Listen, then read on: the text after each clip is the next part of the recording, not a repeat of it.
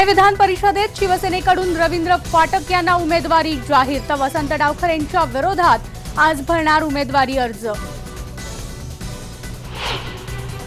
जी जमीन मुळामध्ये 5.5 कोटीची आहे किंवा दुसरी जमीन 77 लाखाची आहे, त्याला 30 कोटी लाच कोण देईल?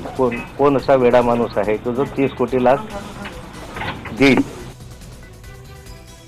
1% दोषी आढळलं तरी मंत्रिपदाचा राजीनामा देईन। गजानन पाटील प्रकरणी लाच प्रकरणी एकनाथ खडसेंचे स्पष्टीकरण, तक्रारदाराचे सर्व आरोपही फेटाळले।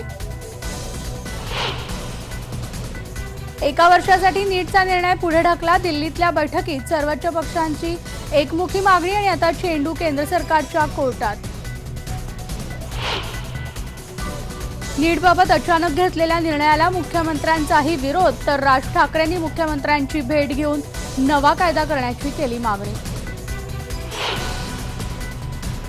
शीना बोरा हत्या प्रकरणामध्ये ड्रायव्हर शामराय होणार का माफीचा साक्षीदार?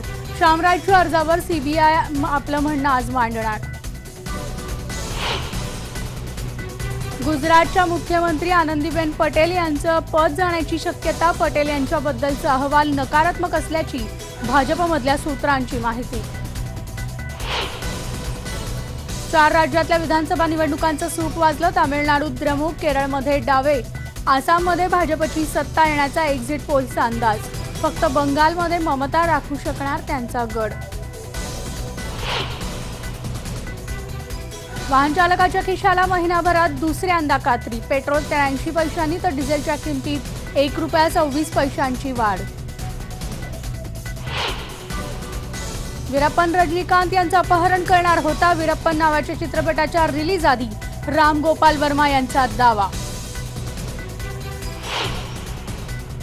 आणि रिओच्या तिकिटासाठी महाराष्ट्राचा नरसिंग यादव आणि ऑलिम्पिक पदक विजेता सुशील कुमारमध्ये चढाओढ, रिओ ऑलिम्पिकच्या पात्रतेसाठी सुशील कुमारच्या याचिकेवर उच्च न्यायालयामध्ये आज सुनावणी।